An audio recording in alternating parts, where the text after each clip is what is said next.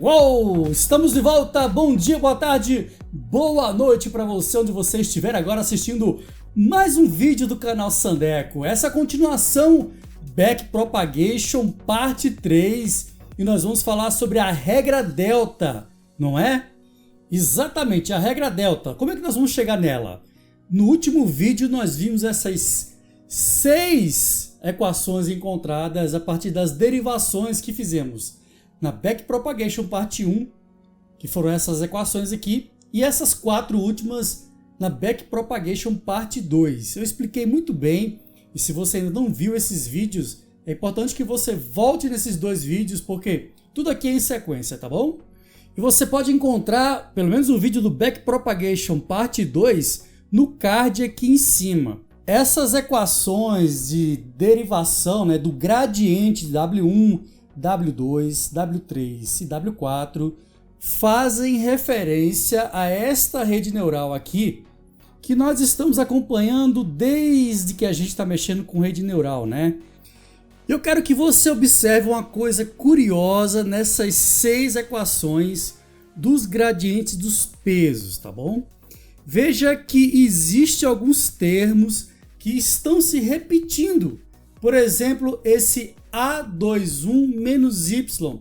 Você percebe que em todas as fórmulas, esse termo ele se repete. Esse termo tem a ver com o erro que está sendo retornado a partir do neurônio A2 aqui, beleza? Isso é importante entender isso. Mas mais que isso, além desse A21 menos Y, também está se repetindo esse termo aqui, ó. Esse A21 que multiplica 1 menos A21.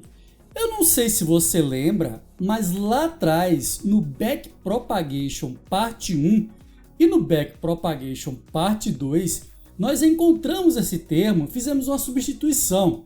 Ele é exatamente a derivada da sigmoide da saída desse neurônio A2. Mas não se preocupe, porque essa informação é mais para constar mesmo como informação, porque nós não vamos fazer mais uma vez a derivada da sigmoide aplicado nesse neurônio de saída A2, beleza? Ele já foi calculado para a gente, né?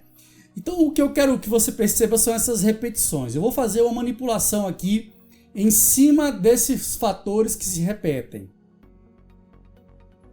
Muito bem, eu vou então fazer o seguinte, eu vou chamar esses fatores que estão se repetindo de delta. É aí que começa a regra delta, tá bom? O primeiro delta é o delta 2 e presta atenção, esse delta 2 eu vou aplicar somente diretamente ao gradiente de W5 e o gradiente de W6. Tá certo? Ele também será aplicado a W1, W2, W3 e W4, né? Seus gradientes. Mas de uma forma um pouco diferente, tá bom? Você entenda que esse delta é o erro que está vindo desse neurônio A2, tá bom? E ele vai ser aplicado diretamente somente a esses 2 gradientes. Quando eu for aplicar aos próximos gradientes, que é a próxima camada, né, no Backpropagation, para o gradiente W1, W2, W3, W4, um novo delta será criado esse delta 1 aqui.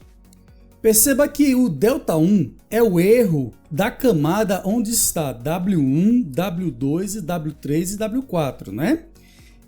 Veja que esse erro ele é impactado pelo erro delta 2. Portanto, delta 1 vai ser igual a delta 2 vezes alguma coisa aqui, tá? Eu quero chamar sua atenção para que você observe que o gradiente de W1 e W2 são impactados por W5. E o gradiente de W3 e W4 são impactados por W6. São coisas diferentes, tá? Mas esses valores, todos eles estão armazenados em um vetor que guarda os pesos, né? W5 e W6 da segunda camada. Então eu vou usar aqui um vetorzão W maiúsculo 2 para dizer que dentro desse W maiúsculo 2 aqui estará W5 e W6. De forma análoga, digamos assim, Um vetorzão Wzão 1 conterá os valores de W1, W2, W3 e W4. Deu para entender? Ok, mas para que essa multiplicação aqui de álgebra linear dê certo, esse vetor aqui tem que ser o vetor transposto de Wzão de 2, tá bom? Ok, quando o erro vai passar da segunda camada para a primeira camada, ele passa também por uma derivação da sigmoide. Na verdade, duas derivações. A derivação que foi aplicada no neurônio A11 e no neurônio A12. Tanto é que você pode ver que o A1 e o A2 aparecem aqui nas expressões do gradiente de W1, W2, W3 e W4. Muito bem, esses valores eles foram armazenados em um vetor chamado A1. Ok, mas esse A1 é um A maiúsculo, é o vetor que armazena os valores das derivadas de A11 e A12, semelhantemente como fizemos aqui em W2. Por isso, nós temos agora essa expressão. Esse Azão, esse A grande aqui de 1, significa exatamente o vetor que contém os valores das derivadas de A1 e A12. Substituindo tudo agora, nós temos exatamente essas expressões aqui, ó. Simplificando bastante o cálculo do gradiente de W1, W2, W3 e W4.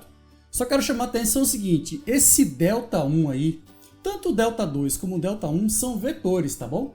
Eu terei os erros de ΔI11, ΔI21, ΔI31 e ΔI41. Imagino que o erro é como se fosse um líquido e que os pesos é como se fossem canos, né?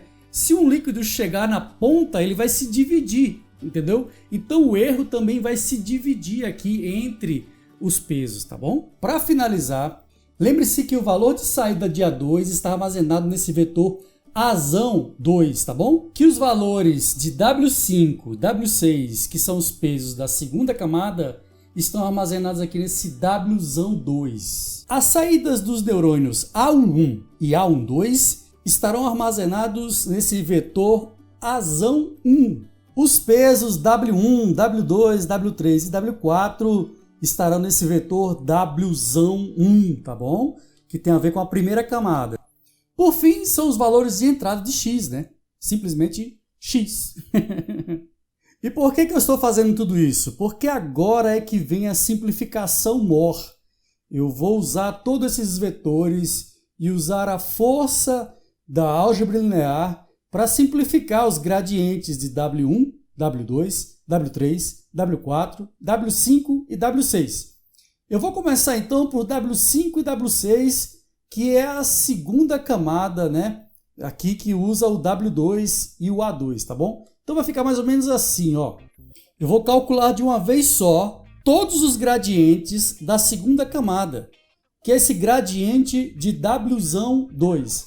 Será o ΔI2 vezes o A1. Somente isso. E agora o gradiente, todos os gradientes da primeira camada, que é o gradiente de W1, vai ser o ΔI1 vezes o x. Então estamos prontos para definir a regra delta. Porque a regra delta diz o seguinte, primeiro você calcula todos os deltas de todas as camadas e posteriormente você calcula os gradientes de todas as camadas nessa sequência aqui, ó. Então todas as derivações, todas as complicações de cálculo foram simplificados em simples equações como essas aqui da regra delta, tá bom? Como é que a gente vai atualizar os bias? Como é que a gente vai atualizar os bias, né? Então isso é um assunto para o nosso próximo vídeo, o Backpropagation parte 4. Eu espero que você tenha gostado desse vídeo, um grande abraço para você e até a próxima!